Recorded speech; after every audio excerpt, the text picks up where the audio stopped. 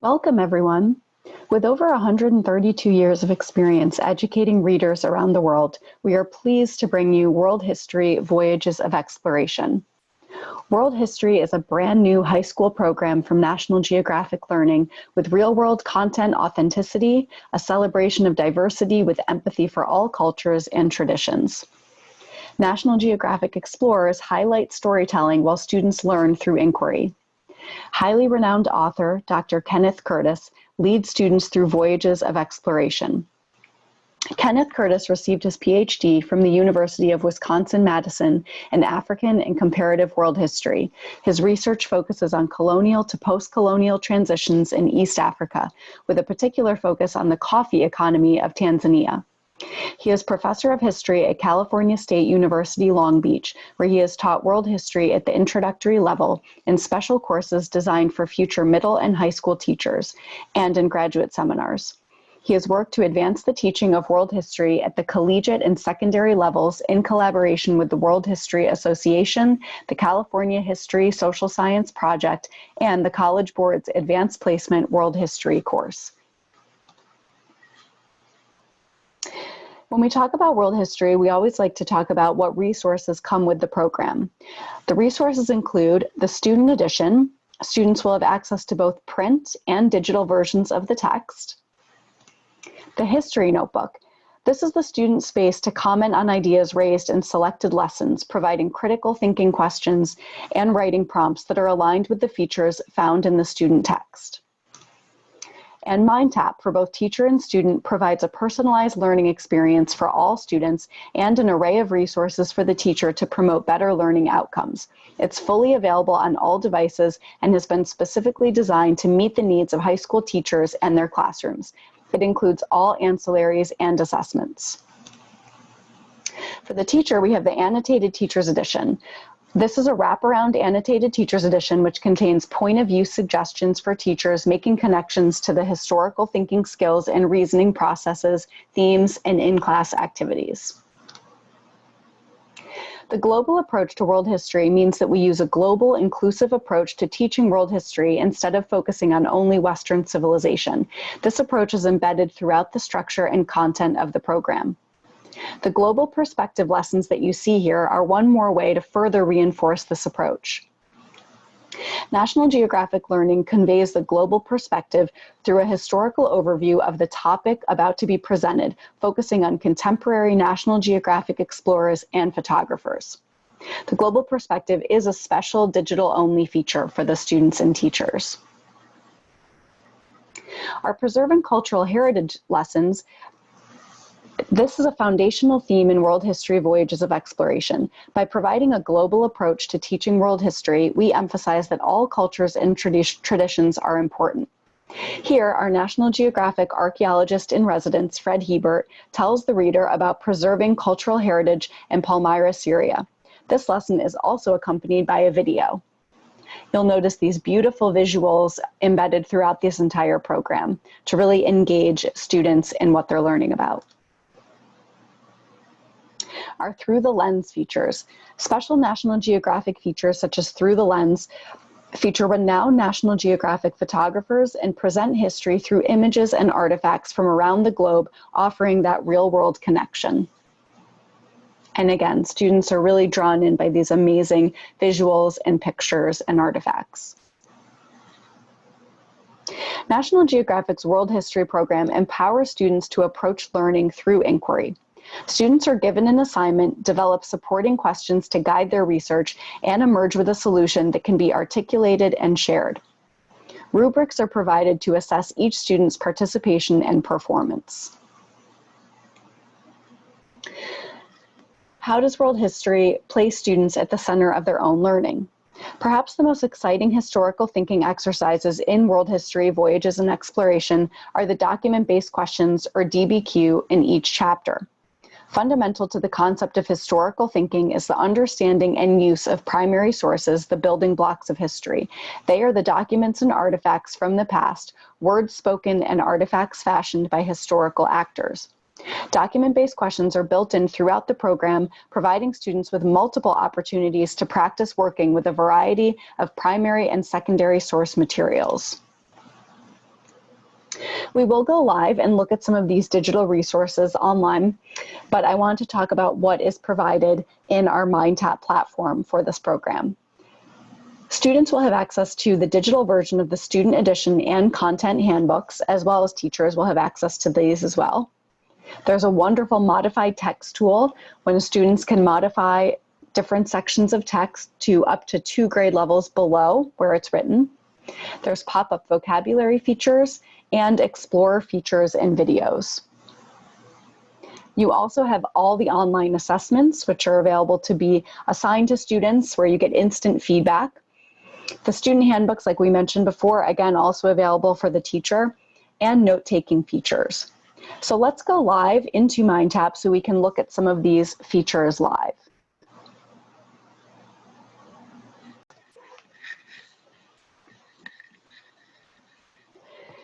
So here we are in our MindTap for World History, and I launched the student edition to give you an idea of what the student sees. On the left-hand side, I can navigate into my table of contents. I can see all of my units laid out, and within each unit, you'll have different chapters. But first, I wanted to go in, before you get into Unit 1, just to show this Jimmy Chin piece. And you'll notice that, we're talking about Jimmy Chin. He's a National Geographic photographer. He was a director on Free Solo, which won an Oscar. And if you scroll down, there's a great video you can play, which I'll show a part of here.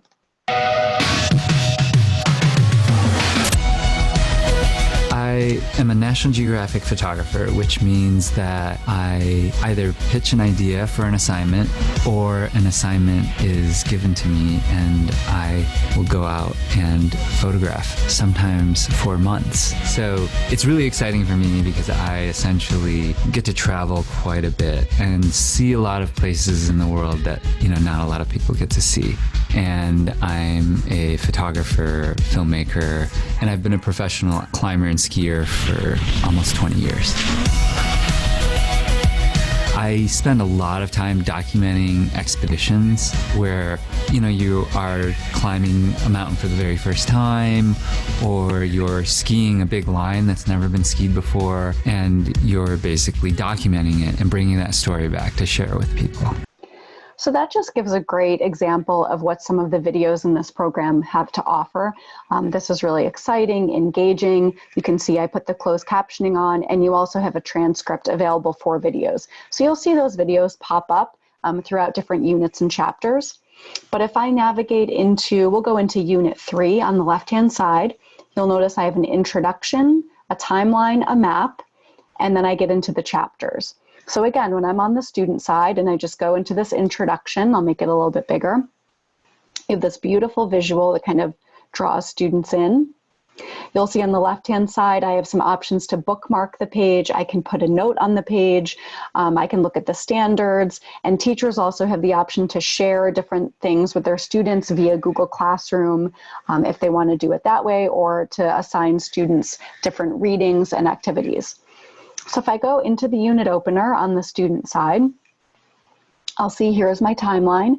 I can click on the plus signs next to these images, which is really a great place to look at them up close and zoom in on the details of those artifacts. I can see my historical thinking question. I can scroll over and get a lot of information on these beautiful timelines. And then my third piece of the unit opener is usually some kind of map. So here we're talking about geography and history. I scroll down, I have this beautiful map I can look at. Again, I can zoom in and see it closer. There's also interactive map tools that are embedded throughout on the teacher side. And then I continue on, again, looking at the student edition, and it might lead me into a chapter. So again, beautiful, beautiful visual. This is our global perspective feature that we discussed before. Here's my unit inquiry project that I can look through. Now, if as a student, I want to highlight or put notes in, if I highlight any part of the text, a little highlighting option will pop up so I can highlight that. I can also put a note in, so I can add a note, and we'll call it inquiry project. My note will be, make sure to work on this. And that note will be saved by individual student until they delete it. They can edit it, but they'll see that available to them. So as I keep scrolling down, we'll go to our next page. And you'll notice at the top I have an option for resources. These resources will change depending on where I am. So here I can see some general resources where I have the video library, a National Geographic Atlas, which is really beautiful. But here I am in Chapter 8. So I can scroll down, see what we're going to be covering in the 2 sections, again with another beautiful visual spread. And then I can scroll and get the information in this section. Now, once you get into the lesson, you'll start noticing these little buttons next to chunks of text. This is that modified text feature that we talked about before. So this allows students to modify that chunk of text up to 2 grade levels below where it's written. So you can see here, here's my chunk of the text. If I click this button, it just modified it for me. So it's still asking students to do some reading, but it might shorten some sentences, take some tougher words out. It'll leave vocabulary words in. If those are vocabulary words, those will be highlighted. So it'll leave those in even if you modify the text. Now what's great is when you modify that text, again, you can do this chunk by chunk, so you don't have to modify the whole page. Maybe this particular section is just a little bit harder for that student to understand. And then you'll see your historical thinking questions at the end here. If I go into the teacher side, so I have my teacher edition open in a different tab, and it's great that it allows teachers quickly to go in and view that student edition quickly. So here again, I can see on the left-hand side, I have my table of contents. Here's my Unit 1 that I can scroll in and look at. If I go into, again, that unit introduction on the teacher side, now I'm seeing all of the teacher supports that I need. So here I'm introducing the photograph that we just looked at on the student side. Here's the possible response for my critical viewing question when we're looking at that photograph. Here's what you can use with the timeline, so specific questions to ask. So even as a teacher, if I wanted to highlight this, I can do that, and that highlight will stay in there for me. I can also put notes and bookmark. And here's my possible response to the historical thinking question. Again, we're introducing the map, so specific questions to ask along the way with possible answers.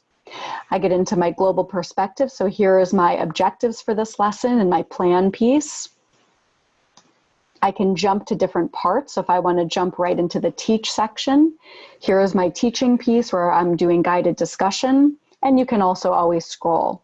You'll also notice active options available for different lessons, which is really a great resource to use with your students. It gets them up and moving. This is an inside-outside circle, and we have descriptions in our front matter about how to set up all of these activities.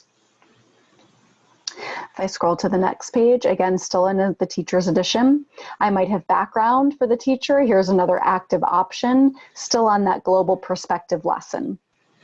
So when I get into one of our specific lessons, here's my chapter planner, which is telling me everything we might need for that, all the resources that are available. And if I go up into this resources, I'm starting to see my Unit 1 resources where I have a printable test. And I also have Chapter 1, where I'm seeing all my videos that are embedded into Chapter 1, which is really great, 4 videos alone for this chapter. Then I have some different section quizzes and chapter tests. These can also be assigned digitally. This is really to see printable versions of them. I have Chapter 1 skills lesson. So if I click into this skills lesson and click download file, it really just opens it in the new tab. But this is a great place to look and give students some additional practice with reading skills and strategies. So here we're having them work on determining chronology. And as I scroll down, I get a guided model. So students get this guided model, and then they work on applying the strategy, which gives them specific things they can fill in. So first step, second step. So they can fill in that worksheet as they work on applying that strategy. And then our second piece for Chapter 1, a writing lesson, is writing an explanatory text. Again, we give them a guided model, and then they work on applying the strategy. So a lot of great resources available in your resource section, which again changes depending on what part of the book you're in. I also have some biographies, reading and note-taking worksheets, vocabulary practice, a lot of resources built in for each particular chapter. So if I go in, last thing I want to show on the teacher edition is the strategies for differentiation. So this is, a really great resource, especially because we know we have all different learners in our class. This will give strategies for striving readers, inclusion, English language learners, gifted and talented, and pre-AP students. So you can jump to any of these sections, and it'll say if it's specific lessons that the strategy works well with, it'll tell you that. Sometimes it'll say use with all lessons. So it's really a great place to see here is use with all lessons. And you'll see when you get into that lesson, again, it'll remind you, hey, this might be a great strategy to use with your pre-AP students. So that strategies for differentiation piece is really huge, and you'll see that at the beginning of each chapter. And then you get into the section like we saw when we were in the student side. Also on the teacher side, in your grid up here, you have the option to assign things directly to your students. You can also customize your course if you want to hide any content or you want to add links to other resources you like to use. You can do that here. But we'll click on assignments. You also have your grade book available when students start completing these assignments. So we looked at this video, Jimmy Chin. Again, I can assign this directly to my students if you want to, show them directly where to go. But if I scroll down here, I'll start seeing things that are gradable. You might see section quizzes or chapter tests that you can go in and assign to your students. So you can go in and choose any of these. So if I want to assign a reading, first you can preview it by clicking on the link, or I can click this button and then click assign. I can choose my students and give it a start date and an end date, and be very specific with the time as well. So if I want this due at 11:59 p.m., they get unlimited attempts because it's just a reading, and then I can assign it to my students from there. Another thing you can do, if I click on one of these document-based questions, we talked about that syncing with Google Classroom. When I'm in here previewing this lesson, I can, instead of clicking assign, which is what we did before, I can click this share button and I can copy this link to put it in a learning management system, or I can click this green button to share it to my Google Classroom. You choose your Google Class and choose an action to go along with that. So here I want to create an assignment. It'll be titled, that lesson or that reading, and I can just put instructions here. Please read this and assign. And again, when students log into their Google Class, they'll see they have an assignment, they'll click on it, and it'll take them right to this place. So a lot of really great resources available in the assignments. And again, when these grades start populating, you'll see those in your grade book. So really a lot of great things available in MindTap, the e-editions, but they're very interactive, that are already built in, things to assign, a lot of different customization options on both the student and the teacher side.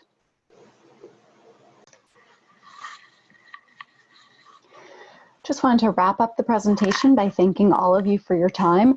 We're really excited about our brand new program, and we hope that you got a good overview of what the program entails, as well as all of the digital resources that are embedded throughout, such as the videos, the modified text, all of the customization available in there.